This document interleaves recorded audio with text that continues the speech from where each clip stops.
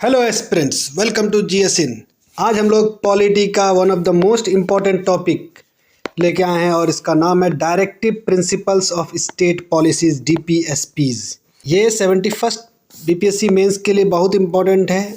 एक तो पिछले 2-3 बार से नहीं पूछा गया है, तो इस बार प्रोबेबल चांस है कि मैक्सिमम यह पूछा जाए। तो directive principles of state policies को हम लोग शुरू करें उससे पहले हम लोग जान लें कि इसमें क्वेश्चंस आ कैसे सकते हैं और क्या क्या पूछा जा सकता है। सबसे पहली बात आपको आ सकता है directive principles of state policies को क्लासिफाई करने और उसके इम्प्लीमेंटेशन की बात करने के लिए आएगा। तो डीपीएसपी पूरा आपको इसमें बताना पड़ेगा और इम्प्लीमेंटेशन इंडिया में और बिहार में कहाँ कहाँ हुआ था उसको बताना पड़ेगा। क्लासिफिकेशन में आपको पूरा गांधीयन, सोशलिस्ट और लिबरल फिलोसफीज तीनों को अलग अलग करके बताना पड़ेगा। ओके, दूसरा इसमें स्कोप है, क्वेश्चन आ सकता है कि डीपीएसपीज को क्लासिफाई के साथ इसको फंडामेंटल राइट से कंपेयर करने आ सकता है। Comparison between DPSPs and fundamental rights. और तीसरा टाइप है डीपीएसपीज और फंडामेंटल राइट्स में कौन सुपेरियर है या नहीं है, दोनों इक्वल है, उस बेसिस पे आ सकता है। जैसे लास्ट जजमेंट है कि fundamental rights and DPSPs are the conscience of the constitution, और इन दोनों के बीच में बैलेंस बना के रखना ज़रूरी है। क्वेश्चन इसी पे आ जाता है कि आप बताइए अब कैसे, आपको पूरा इवोल्यूशन उसका बताना पड़ेगा हिस्टोरिकली बाय जजमेंट्स, किस तरह से सुप्रीम कोर्ट के जजमेंट ने इसको सिद्ध किया कि दोनों के बीच में बैलेंस होना चाहिए। और बाकी जो डीपीएसपी का नेचर है, ऑब्जेक्टिव है, कैरेक्टरिस्टिक्स है, ये तो हम लोगों को हर आंसर में डालना ही है, डायमेंशंस बनाने ही होते हैं। So let's begin our lecture with introduction. DPSPs are guidelines to the government for establishing social and economic democracy in India. DPSPs का काम ही है सोशल और इकोनॉमिक डेमोक्रेसी को इस्टेब्लिश करना। फंडामेंटल राइट से पॉलिटिकल डेमोक्रेसी आती है और डीपीएसपी से सोशल एंड इकोनॉमिक डेमोक्रेसी आती है। ये गाइडलाइंस टू द गवर्नमेंट है। बेसिकली डीपीएसपीज बताती है स्टेट को कि आपको क्या करना चाहिए स्टेट जी। अनलाइक फंडामेंटल राइट्स जो कि कोर्ट इन्फोर्स करती है अगर टूटता है, ये ऐसा कुछ नहीं है, बस ये गवर्नमेंट को गाइड करती है। तो यहाँ एक डिफरेंस हो जाता है डीपीएसपी और फंडामेंटल राइट्स का, यहाँ पे भी आप समझ सकते हैं। They are content in part 4 of the constitution from article 36 to 50 and were inspired by the Irish constitution. ये आयरिश कॉन्स्टिट्यूशन से इंस्पायर्ड होकर लिया गया है। दो नॉन जस्टिसिएबल मतलब नॉट लीगली इन्फोर्सिएबल। ये स्टेट पे निर्भर करता है कि वो इन्फोर्स करती है कि नहीं करती है। जब कॉन्स्टिट्यूशन बनाई गई थी उसी टाइम पे इनको नॉन जस्टिसिएबल बनाया गया था। बहुत सारे मेंबर्स का डिमांड था कि इसको जस्टिसिएबल बनाना चाहिए, मगर बोला गया कि देश की उस समय स्थिति वैसी थी कि उसको मद्देनज़र रखते हुए हम इसको नॉन जस्टिसिएबल बनाए थे। बेसिकली ये सिर्फ एक गाइडलाइंस है, इसको लीगली कोई इन्फोर्स नहीं कर सकता है कि सरकार को यही करना है। They are fundamentals in the governance of the country. मगर ये क्या है, फंडामेंटल है गवर्नेंस पे। कोई भी अच्छा गवर्नमेंट अगर अच्छे तरह से अपना सरकार चलाती है, लोगों की भलाई के बारे में सोचती है, तो यही डीपीएसपी उसका फंडामेंटल प्रिंसिपल्स बनते हैं। और यही आर्टिकल 37 में भी लिखा हुआ है कि they are non justiciable but are fundamental to the governance of the country. आप इंट्रो में एक डीपीएसपीज का एक होलिस्टिक बातें लिख दिए, इससे बेटर इंट्रो आपको कहीं नहीं मिलेगा। ओके, यहाँ पे आप आर्टिकल 37 भी लिख सकते हैं। Okay, now let's come to the nature of DPSPs. एक बहुत इंपॉर्टेंट डायमेंशन है कि डीपीएसपीज का नेचर क्या है। हम लोग नेचर बात करेंगे, हम लोग कैरेक्टरिस्टिक्स की बात करेंगे, हम लोग ऑब्जेक्टिव्स की बात करेंगे, फिर हम लोग क्लासिफिकेशन में जाएंगे। Okay, natures of the DPSPs, they are non-justiciable means not legally enforceable. तो courts generally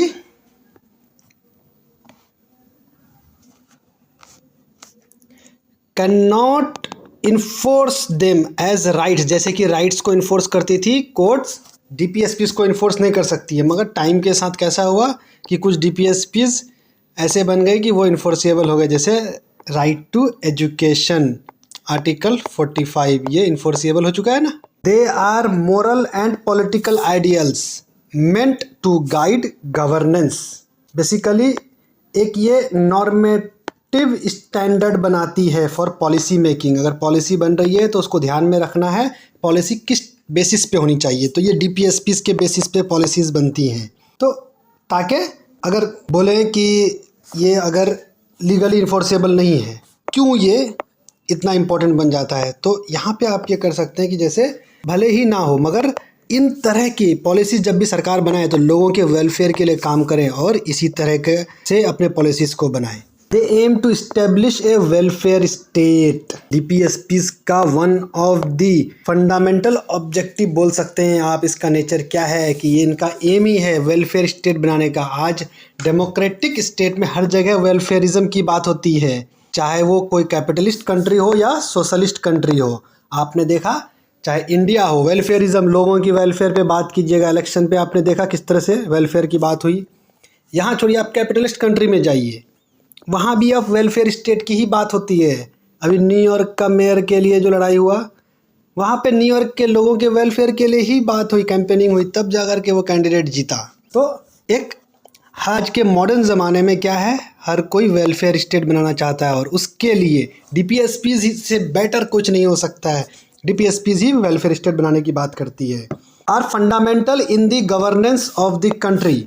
और कंट्री को गवर्न करने के लिए अगर कुछ बोला जाए, कुछ प्रिंसिपल्स हैं, फंडामेंटल प्रिंसिपल्स, वो DPSPs ही होते हैं। तो नेचर में हम लोग 4 चीज़ें लिखेंगे, एक बार मेरे साथ रिवाइज कीजिए। They are non justiciable, they are moral and political ideals meant to guide governance, they aim to establish a welfare state, they are fundamental in the governance of the country, article 37। Now come to characteristics of DPSPs। पहला है positive directions to the state for welfare legislation. ये state को direct करती है कि वो लोगों के वेलफेयर के लिए काम करे, जैसे कि एजुकेशन पे काम करे, लिविंग स्टैंडर्ड को बढ़ाने के लिए काम करे। तो सारे वेलफेयर स्टेट्स वेलफेयरिज्म के लिए आप डायरेक्ट करते हैं, ये DPSPs है। दूसरा, supplement fundamental rights, social and economic democracy. जैसे हम बोले फंडामेंटल राइट्स से आपको पॉलिटिकल डेमोक्रेसी तो मिल जाती है, मगर सोशल और इकोनॉमिक डेमोक्रेसी के लिए हमने DPSPs ये किया, ये सप्लीमेंट करता है ताकि पूरी तरह से हमारा डेमोक्रेसी परिपूर्ण हो सके। तीसरा है dynamic and flexible, can involve with amendments, means कि ये एक्सपेंड किया जा सकता है या फिर इनको इफेक्ट में लाया जा सकता है बाय लॉ बनाएगी पार्लियामेंट या फिर स्टेट लेजिस्लेचर और इसको वजूद में लेके आएंगे। फॉर एग्जांपल, सीधा एग्जांपल है हमारा 86 कॉन्स्टिट्यूशनल अमेंडमेंट, उसमें RTE आया था, right to education act. Okay, Irish constitution के आइडियोलॉजी से इंस्पायर्ड है। Okay, reflect a blend of socialist, Gandhian and liberal ideals. और ये डिफरेंट आइडियोलॉजीज को मिला करके एक होलिस्टिक बनाने की कोशिश की गई है। क्लासिफिकेशन में हम यही करेंगे, सोशलिस्ट, गांधीयन और लिबरल आइडियल्स को अलग अलग करके पूरा क्लासिफाई करेंगे। Okay, promote international peace and harmony, specially article इसमें बोलता है कि इंटरनेशनल पीस और हार्मोनी बनाने के लिए, इंटरनेशनल लॉज को यूजफुल लाने के लिए DPSPs जो है फॉरेन पॉलिसीज़ को हमारी गाइड करती है। ओके, सो कैरेक्टरिस्टिक्स में हम लोग ये चीज़ लिखेंगे। पहला है positive direction to the state for welfare legislation, supplement fundamental rights, dynamic and flexible means can evolve with amendments. Example डाल देंगे 86 constitutional amendment act, inspired by Irish constitution, reflect a blend of socialist, Gandhian and liberal ideals, and last promote international peace and harmony. Objectives of DPSPs, हम लोगों ने कुछ objectives nature और characteristics में भी देख लिया है। तो बेसिकली हम लोग देखेंगे पहला objective, establish a welfare state, ensure social, economic and political justice. तो वेलफेयर स्टेट का मतलब क्या होता है कि सोशल, इकोनॉमिक और पॉलिटिकल जस्टिस प्रोवाइड करना। यह आर्टिकल 38 और 39 के ज़रिए प्रोवाइड करती है। अभी हम लोग क्लासिफिकेशन में पूरा इसको पढ़ते हैं। ओके, आपने प्रीएम्बल में देखा है कि जस्टिस हमारा 3 टाइप है, सोशल, पॉलिटिकल एंड इकोनॉमिक। और वो कहाँ से हम लोग को मिलेगा? ये हम लोगों को DPSPs के आर्टिकल 38, 39 से मिलेगा। एग्जाम्पल अगर हम लोग बोले ना, ये लीजिए MG नरेगा, लोगों को मिनिमम वेज के साथ एक मिनिमम एम्प्लॉयमेंट डेज प्रोवाइड कर रहे हैं ताकि उनका उत्थान हो सके। PDS सिस्टम भी है, ये सब में सब ठीक है। Second, minimise inequalities, in income status and opportunities, article 38 clause 2 में इनइक्वालिटीज़ को कम करने की बात होती है, स्टेट को गाइड करने की। तो ये ऑब्जेक्टिव है डीपीएसपीज़ का। स्पेशली हम लोग देखेंगे रिजर्वेशन पॉलिसीज़ या लैंड सीलिंग जो लगाई गई, लैंड रिफॉर्म्स, ये इक्वालिटी को कम करने के लिए ये हुआ था। Promote economic justice, prevent concentration of wealth, article 39 clause C. Economic justice provide कैसे होगी? सबसे पहले कंसंट्रेशन ऑफ वेल्थ को रोकना है आर्टिकल 39 क्लॉज सी के साथ, और इसके तहत हम लोगों का टैक्सेशन सिस्टम भी है जो अलग अलग इनकम ब्रैकेट के लिए अलग अलग टैक्स लगता है। Ensure equal opportunity and livelihood for all citizens, article 39A clause A या फिर आर्टिकल 41। तो promote international peace and harmony, article 51। Non alignment वाला ये हो हमारा, है ना, non alignment movement, NAM। India का जो वोटिंग रिकॉर्ड आप देखिएगा तो बहुत अच्छा है इसमें, या UN में हम लोग काम कर रहे हैं, अपना मुद्दा रखते हैं, अपनी बातों को रखते हैं और इंटरनेशनल पीस के लिए काम करते हैं। तो ये DPSP आर्टिकल 51। तो ऑब्जेक्टिव्स में हम लोग क्या क्या लिखेंगे? To establish a welfare state, इसमें आर्टिकल लिख दीजिएगा तो अच्छा रहेगा, article 38, 39 etc। Minimise inequalities in income status and opportunities, article 38 clause 2। promote economic justice means prevent concentration of wealth through article 39 clause C। ensure equal opportunity and livelihood for all citizens, article 39 clause A 41। and last, promote international peace and harmony, article 51। ये objectives डालेंगे हम लोग। Now come to classification. हम लोग classification 3 group में करेंगे, socialist, Gandhian principles and liberal principles. पहला हम लोग सोशलिस्ट प्रिंसिपल्स की बात करेंगे। सबसे पहले आर्टिकल्स आप याद कर लीजिए सोशलिस्ट प्रिंसिपल्स के लिए। आर्टिकल्स कौन कौन से हैं? Article 38, 39, 39A, 41, 42, 43, 43A, 47। देखिए ये याद करना बड़ा ही मुश्किल हो जाता है कभी कभार, मगर आपको याद करना पड़ेगा। ये लिख देने से आपका आंसर में एक बोलते हैं ना एज मिलना, वो वहाँ यहीं से मिलता है अगर आप आर्टिकल सही से लिखते हैं तो। सोशलिस्ट प्रिंसिपल्स में आर्टिकल 38, 39, 39A, 41, 42, 43, 43A, 47 ये बेसिकली वेलफेयर स्टेट बनाने के लिए है, ताकि और ये इंश्योर करती है social, economic and political justice और इनइक्वालिटीज़ को भी। इसमें हम लोग देखते हैं क्या क्या कर सकते हैं। आर्टिकल 38 में to promote welfare and minimise inequalities, 38 में सिंपल उसमें लिखा हुआ है कि वेलफेयर को प्रमोट करना है, इनइक्वालिटीज़ को मिनिमाइज़ करना है। और एग्जाम्पल अगर लिखना हो तो बिहार का लैंड रिफॉर्म, या फिर अभी रिसेंटली मुख्यमंत्री कन्या उत्थान योजना, ये सारा वेलफेयर स्कीम्स हैं। 39 में अलग अलग ये हैं। 39 क्लॉज A जिसमें एडिक्वेट लाइवलीहुड फॉर ऑल, इसमें MG नरेगा की बात कर लेंगे जो एम्प्लॉयमेंट प्रोवाइड करती है रूरल बिहार में या पूरे इंडिया में। 39 clause B equal pay for equal work, MG NREGA के ही तहत सबको बराबर वेज मिलता है, मैन हो या वुमेन हो।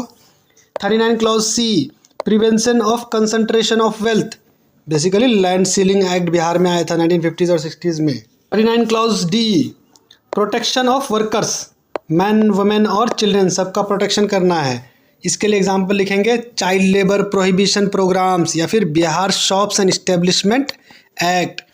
39 clause E right to adequate standard of living, public distribution system in Bihar for food security. ये क्या है? ये इंडिया में भी है, हम बिहार स्पेसिफिक लिख रहे हैं क्योंकि BPSC का एग्जाम है, अब बिहार लिखते हैं तो ज़्यादा अच्छा लगता है। 39A इसमें फ्री लीगल एड और इक्वल जस्टिस की बात की गई है, नालसा जो बनी थी, है ना, तो Bihar state legal service authority providing free legal services. 41 right to work, education and public assistance, इसमें स्कॉलरशिप्स या फ्री यूनिफॉर्म्स या मिड डे मील ये सारा इसमें आ जाएगा। Okay. 42 just working conditions, maternity relief, maternity benefits under maternity benefit 1961। 43 living wage and decent life, minimum wages for agriculture labourers in Bihar, India में भी कर सकते हैं हम लोग। 43A workers participation in management, ये कोऑपरेटिव सोसाइटीज़ बनाना, हम लोग बिहार में लिख देंगे। ये इम्प्लीमेंटेशन बहुत लिमिटेड है। उसके बाद न्यूट्रिशन या हेल्थ की बात करें तो इसमें मिड डे मील स्कीम हो, पब्लिक हेल्थ प्रोग्राम हो, फूड सिक्योरिटी इनिशिएटिव्स हो, ये सारे सोशलिस्ट प्रिंसिपल्स हैं। तो सोशलिस्ट प्रिंसिपल्स में हम लोग क्या क्या लिखेंगे? आर्टिकल 38 को लिख दीजिएगा, promote welfare and minimise inequalities.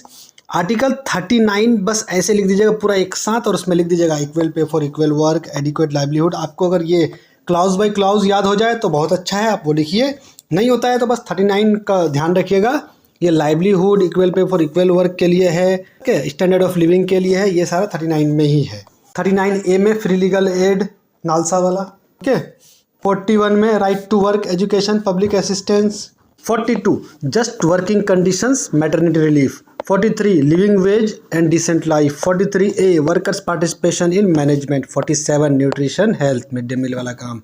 तो ये हमारे सोशलिस्ट प्रिंसिपल्स हो गए। नेक्स्ट हमारा है गांधीयन प्रिंसिपल्स, जो गांधी जी के आइडियोलॉजीज पे बेस्ड हैं। इसमें मेनली हम लोग बात करेंगे आर्टिकल 40, 43, 43B, 46, 47, 48। याद कर लीजिएगा article 40, 43, 43B, 46, 47 and 48।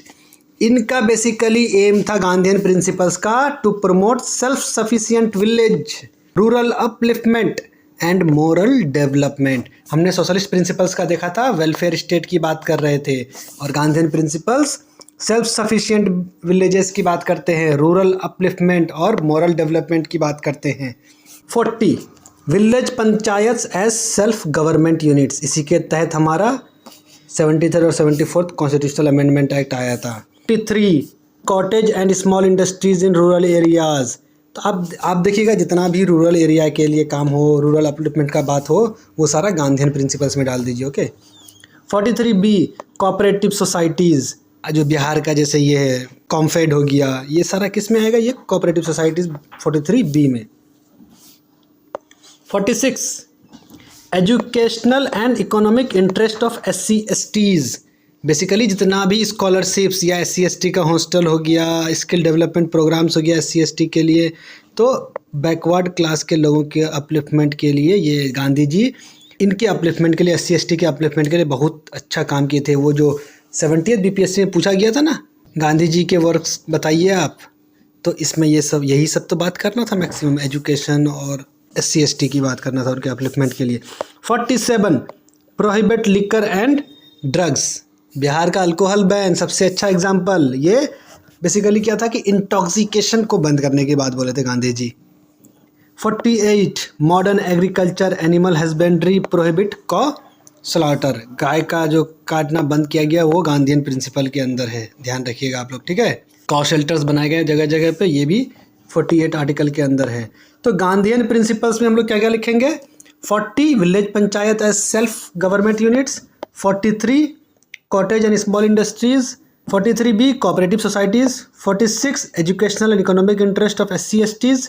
47 prohibit liquor and drugs. 48 agriculture and animal husbandry prohibit cow slaughter.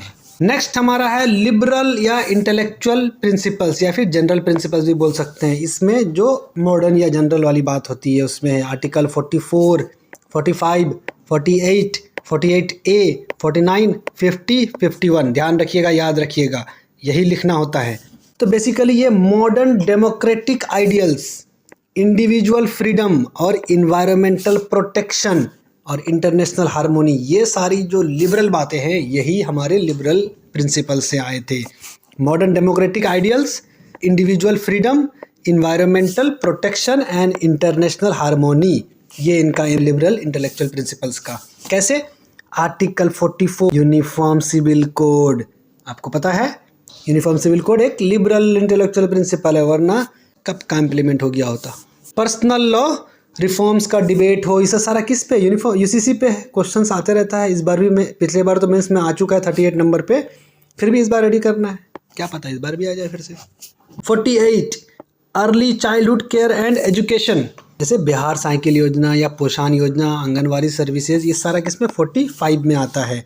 Early childhood care and education, ये बेसिकली 6 साल तक के बच्चों के लिए अर्ली चाइल्डहुड केयर की बात बोलते हैं और एजुकेशन की बात बोलते हैं आंगनवाड़ी के तहत। बाकी 6 से 14 के बीच आपको पता है कि इसके लिए आर्टिकल 21A डाल दिया गया है। पहले ये वाला इसमें आता था, मगर 86 कॉन्स्टिट्यूशनल अमेंडमेंट एक्ट ने अर्ली चाइल्डहुड केयर 45 में डाल दिया और 6 से 14 बच्चों के लिए 21A में एकदम कंपल्सरी कर दिया। 48 scientific agriculture and animal husbandry. याद है यहाँ पे गांधीयन प्रिंसिपल्स पे भी वो था, पर वहाँ पे साइंटिफिक उतनी ही बात नहीं थी। यहाँ पे साइंटिफिक एग्रीकल्चर की बात होती है। आज जो हम लोग बोलते हैं ना एग्रीकल्चर में मॉडर्निटी लाना है और सरकार जो ध्यान दे रही है, ये सारा किसके तहत दे रही है? आर्टिकल 48 के तहत मॉडर्न फार्मिंग टेक्निक्स को बढ़ावा देना। 48A इन्वायरमेंटल प्रोटेक्शन की बात करते हैं हम लोग। एफोरेस्टेशन प्रोग्राम्स हो, वाइल्ड लाइफ सेंचुरीज हो, जल जीवन हरियाली मिशन, ये सारा आर्टिकल 48A के तहत होता है। 49 protect monuments and historic sites, जो हिस्टोरिकल मॉन्यूमेंट्स को प्रोटेक्ट करते हैं, ये सारा 49 के तहत होता है। Example preservation of Mahabodhi temple, Nalanda university को रिनोवेट करना, और अब तो बना ही दिया नया पूरा मस्त। 50 separation of judiciary from executive, separation of power, one of the modern principle जो सबसे ज़्यादा इम्पोर्टेंट है हमारे डेमोक्रेटिक कंट्री में, और ये है आर्टिकल 50 में separation of judiciary from executive. ये आर्टिकल याद रखिएगा, बहुत सारे आंसर्स में आपको इसको डालना होता है जब भी आप, अभी खासकर जब जुडिशरी और एग्जीक्यूटिव के बीच का टसल दिखाया जा रहा है, खासकर वो गवर्नर और प्रेसिडेंट वाला जो सुप्रीम कोर्ट ने ऑर्डर दिया था, बाद में उसको चेंज किया। तो ये 50 याद रखिएगा, separation of judiciary from executive. 51 promote international peace and law. तो ये सारे लिबरल और इंटेलेक्चुअल प्रिंसिपल्स हैं। क्या क्या होंगे? Article uniform civil code, 45 early childhood care and education, 48 scientific agriculture and animal husbandry, 48A environment protection, 49 protect monuments and historic sites, 50 separation of judiciary from executive and 51 promote international peace and laws. Aim याद रखिएगा liberal वाले का, modern democratic ideals, individual freedom, environmental protection and international harmony, यही है इनका M. एक बार देख लीजिए गांधीयन प्रिंसिपल्स का एम क्या है? To promote self sufficient villages, rural upliftment and moral development. और सोशलिस्ट प्रिंसिपल्स का एम आप देखिएगा तो to establish a welfare state ensuring social economic and political justice and reduce inequality. हमने क्लासिफिकेशन देख लिया, अब हम लोग देखेंगे इम्पोर्टेंस। ये basically blueprint of socio economic transformation. Basically blueprint क्या है कि मतलब ये गोल्स जो कर रहे हैं, गोल्स को प्लान करने का एक पब्लिक पॉलिसीज़ बनाते हैं हम, और क्या इंडिया के गोल्स होंगे, उन गोल्स को प्लानिंग के साथ ये करने के लिए ब्लूप्रिंट बना हुआ है। जैसे ब्लूप्रिंट क्या होता है कि कोई चीज़ बनाते हैं, उसका जो बेसिक स्ट्रक्चर होता है ना, बड़ी बिल्डिंग होती है तो उसका एक वो आर्किटेक्चरल स्ट्रक्चर होता है फाउंडेशन का, वो उसी को बोलते हैं ब्लूप्रिंट। तो देश के हमारे सोशियो इकोनॉमिक ट्रांसफॉर्मेशन के लिए गोल्स है बेसिकली, ये समझ लीजिए, ठीक है। Blueprint acts as a measure of government performance. Laws and policies can be judged by their alignment with DPSPs. मतलब आप गवर्नमेंट के पॉलिसीज़ को इवेल्युएट कर सकते हैं कि वो किस तरह से DPSP से अलाइंड हैं और DPSPs को पूरा करती है कि नहीं करती है, ठीक है। जैसे आप पॉवर्टी रेट है और DPSP में गोल दिया गया है पॉवर्टी कम करना, और हमारे पॉवर्टी कितना कम हुआ है या हो रहा है कि नहीं हो रहा है, तो कैसे हम लोग इसको कंपेयर करते हैं और फिर बताते हैं कि सरकार कैसे काम कर रही है, कितने अच्छी पॉलिसीज़ बना रही है। Provides continuity in governance and political direction.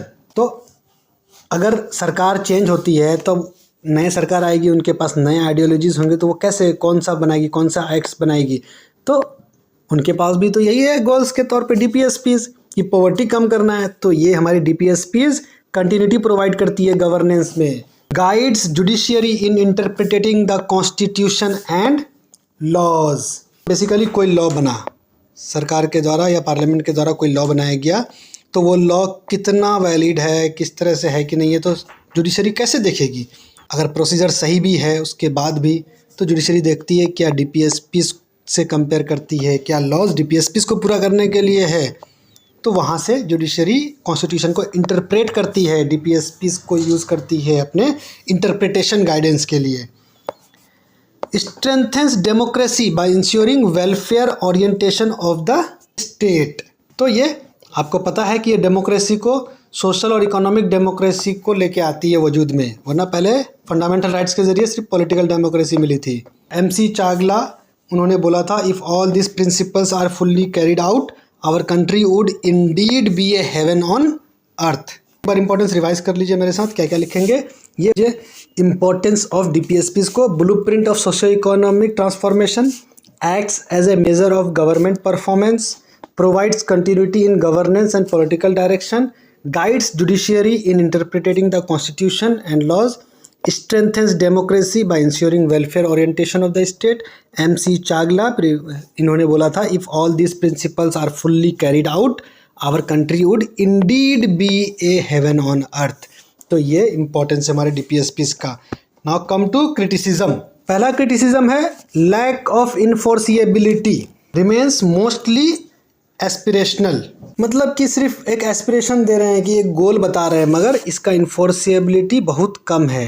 आप एग्जांपल देख लो कि वेल्थ कंसंट्रेशन प्रिवेंट हो गया है।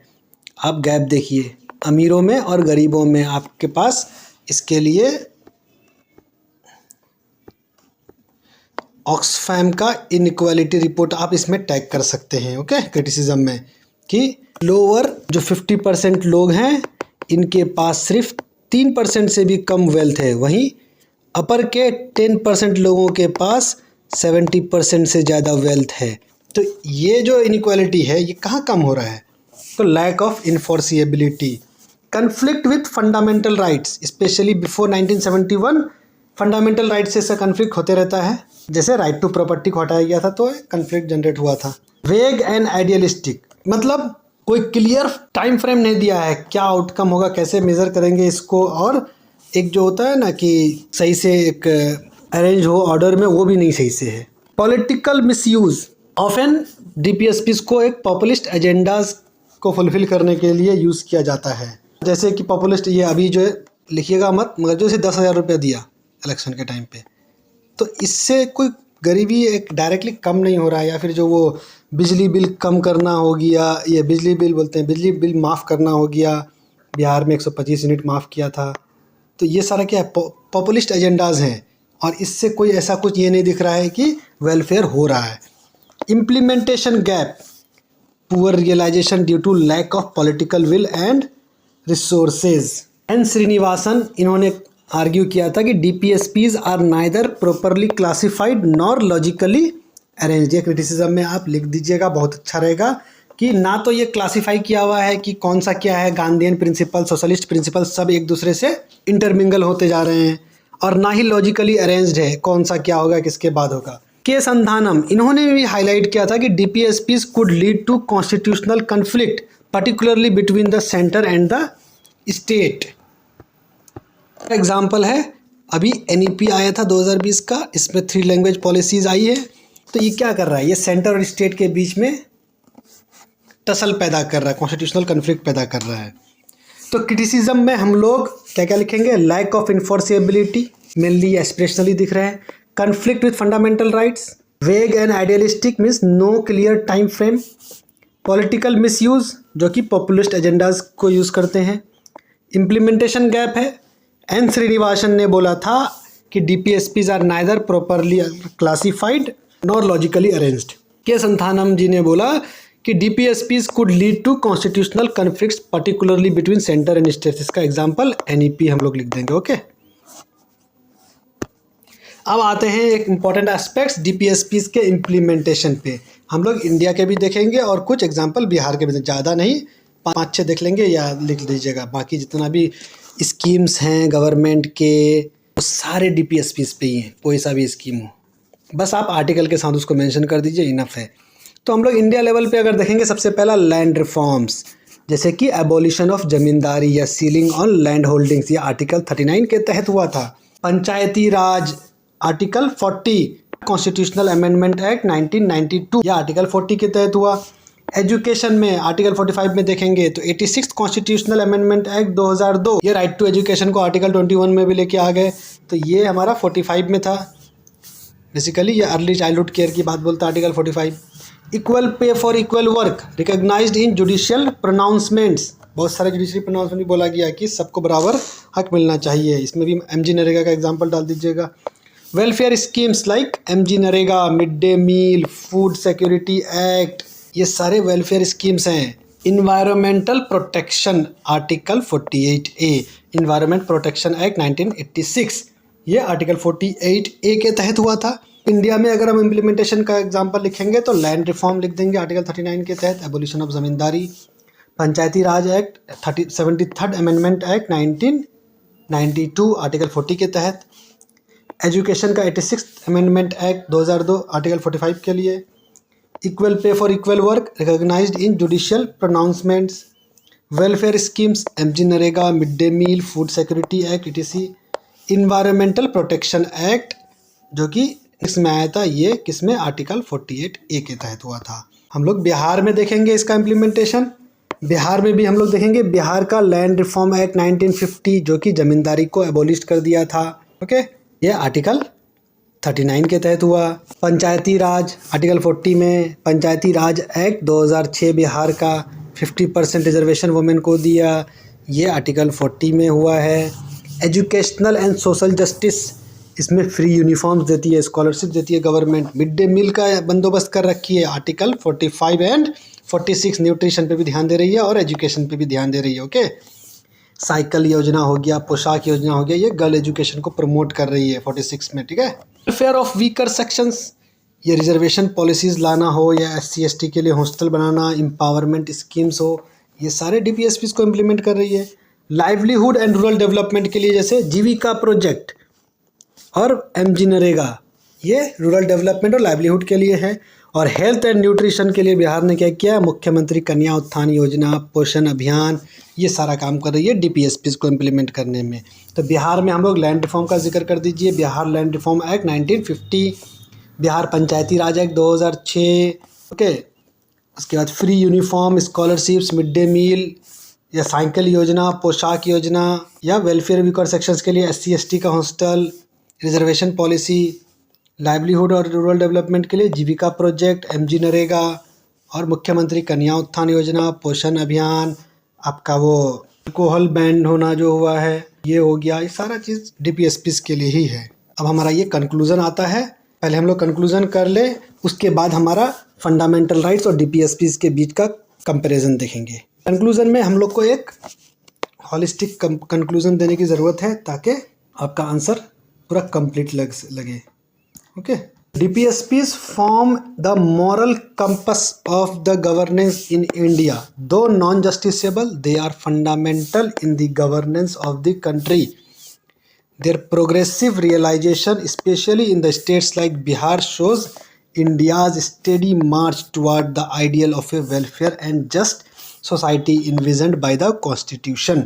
आपको अपने आंसर में हमेशा एक चीज़ रखिएगा, आपको बिहार को हमेशा लिंक करना है, इंपॉर्टेंस देना है, तो ही आप लगेगा कि हाँ BPSC का आंसर लिख रहे हैं। नेक्स्ट आइए comparison between fundamental rights and DPSPs और फंडामेंटल राइट्स के बीच का कंपैरिजन डायरेक्ट आ सकता है। तो एक परिपूर्ण आंसर आप लिख सकते हैं। आपको इंट्रो और ये सब तो आता ही है, नेचर इंपॉर्टेंस दोनों का हम लोग लेक्चर्स में देख चुके हैं। हम लोग आते हैं इसका सीधा कंपेयर करते हैं। अगर मीनिंग पे देखेंगे हम लोग, rights are guaranteed by the constitution to protect individual liberty and equality. Rights को गारंटी किया गया कॉन्स्टिट्यूशन के द्वारा इंडिविजुअल लिबर्टी और इक्वलिटी के लिए, याद रखिएगा। और DPSPs की बात करें, ये गाइडलाइंस हैं गवर्नमेंट के लिए to establish social and economic democracy.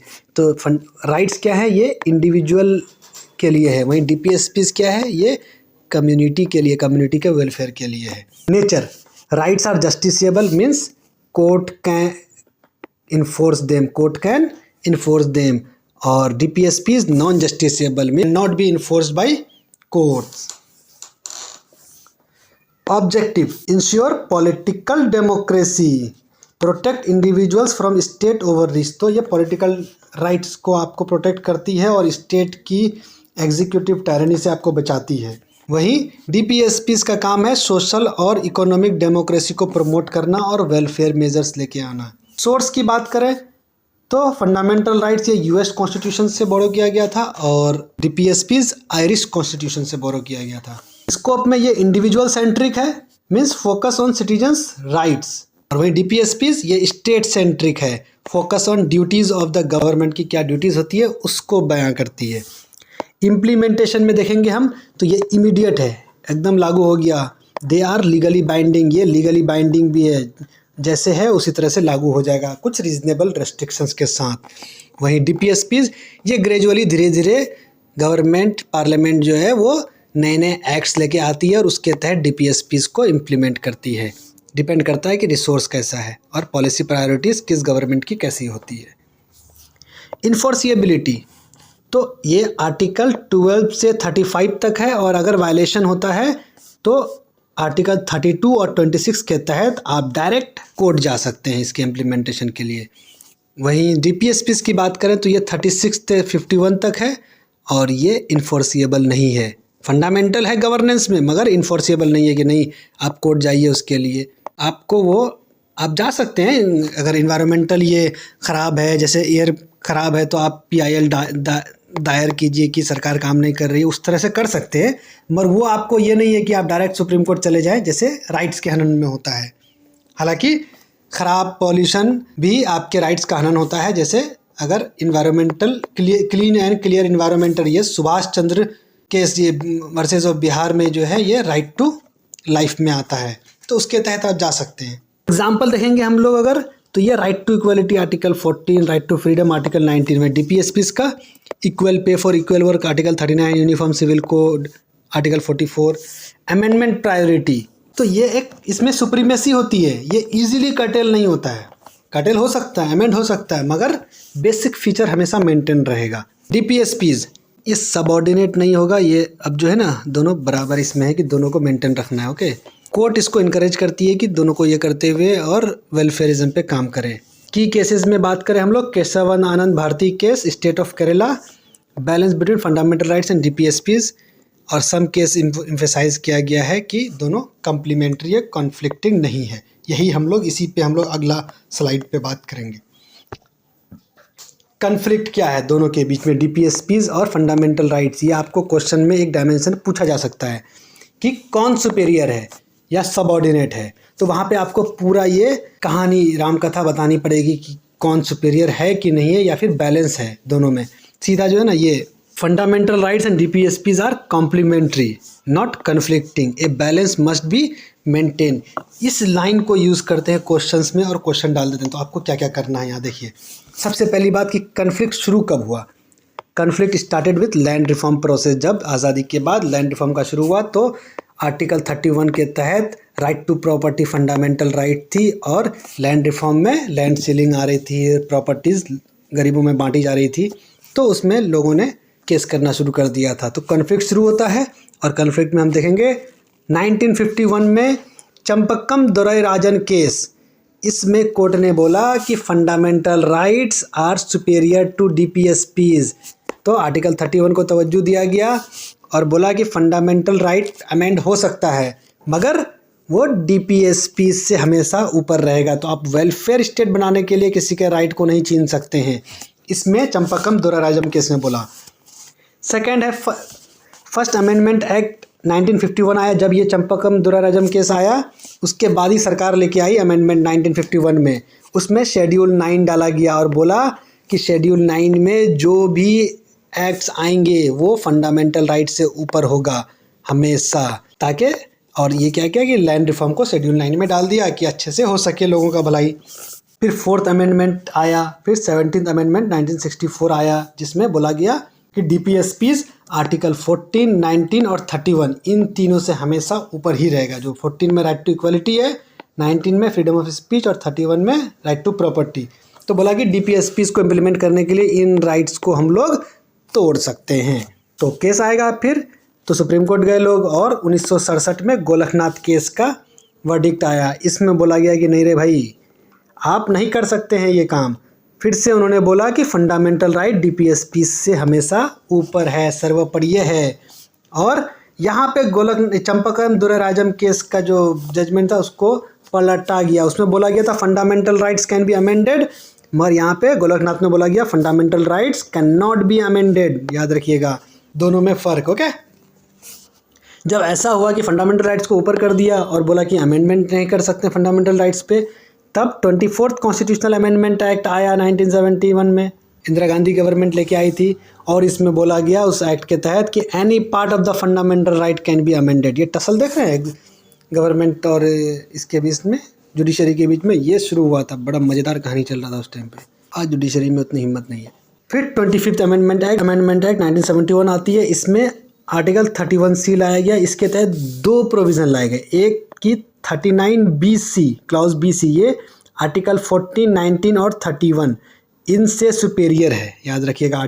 Article 31C के तहत 2 प्रोविज़न आया, 39BC clause B and 39 clause C, ये 14, 19 और 31 से ऊपर है। दूसरा प्रोविज़न था कि ये बात जो है ये जुडिशियल रिव्यू के बाहर है, फ्री फ्रॉम जुडिशियल रिव्यू। फिर 1973 में केशवानंदा भारती केस आया। इसमें 31C में जो लिखा गया कि 39 क्लॉज B क्लॉज C 14, 19, 31 इससे ऊपर है, तो इसको अपहेल्ड किया गया। चलो ठीक है, ये हो जाएगा। पहला प्रोविज़न अपहेल्ड किया गया, मगर सेकंड पार्ट जो था कि जुडिशियल रिव्यू के बाहर होगा, उसको ख़त्म कर दिया गया और बोला judicial review is a basic structure. यहाँ से बेसिक स्ट्रक्चर डॉक्ट्रिन का प्रावधान आया था। इसको देखने के बाद फिर 1976 में अमेंडमेंट आया, जिसको हम लोग मिनी कॉन्स्टिट्यूशन भी बोलते हैं, 42nd अमेंडमेंट एक्ट। इसको अलग से पूरा देख लीजिएगा, इस पर डायरेक्ट ना सिंपल शॉर्ट में आ सकता है 42nd अमेंडमेंट एक्ट पे। तो 42nd अमेंडमेंट एक्ट में बोला DPSPs आर्टिकल 14, 19 और 31 से हमेशा ऊपर रहेगा DPSPs। फिर 1980 में मिनर्मा मिल केस आया, जो आर्टिकल 31C का जो एक्सटेंडेड वर्जन था उसको भी स्ट्रक डाउन कर दिया गया आर्टिकल 42nd अमेंडमेंट में। पहले क्या था कि 31 क्लॉज B और C 14, 19, 31 से ऊपर होगा, मगर 42nd अमेंडमेंट में क्या कर दिया, पूरा सारे DPSPs को इसके ऊपर कर दिया। तो ये एक्सटेंडेड वर्जन को मिनर्मा मिल केस में स्ट्रक डाउन कर दिया गया और बोला कि doctrine of harmonious construction between fundamental rights and DPSPs ये होना चाहिए, मतलब दोनों में हार्मोनी बनी रहनी चाहिए। तो यहाँ से मिनर्मा मिल केस में बोला गया fundamental rights and DPSPs are complementary not conflicting, a balance must be maintain. तो ये जो डॉक्ट्रिन ऑफ हार्मोनियस कंस्ट्रक्शन है ना, इस पे डायरेक्ट क्वेश्चन आ सकता है। ये मिनर्मा मिल केस में आया था और ये पूरा इवॉल्व हुआ आपका। यहाँ से शुरू कीजिएगा, कन्फ्लिक्ट होता है लैंड रिफॉर्म से शुरू और मिनर्मा मिल तक लेके आइएगा, और यही है conflict between DPSPs and fundamental rights. और आखिर में हम लोगों को पता चलता है कि दोनों एक दूसरे के कॉम्प्लीमेंट्री हैं और दोनों में बैलेंस होना चाहिए, मतलब डॉक्ट्रिन ऑफ हार्मोनियस कंस्ट्रक्शन, जो कि मिनर्मा मिल केस में आया था। इसी के तहत हमारा DPSP का एक one of the important lecture ख़त्म होता है। बहुत बड़ा लेक्चर था। अगला लेक्चर हम लोग बहुत जल्दी लेके आएंगे और नोट्स टेलीग्राम में मौजूद है, जाइए टेलीग्राम में और हमारे वीडियोस को शेयर कीजिए, प्लीज़ ज़्यादा से ज़्यादा शेयर कीजिए, लाइक कीजिए और चैनल को सब्सक्राइब कीजिए, ताकि हमको मोटिवेशन मिले कि इस तरह के वीडियोस बनाएं हम। Thank you. जय हिंद, जय बिहार।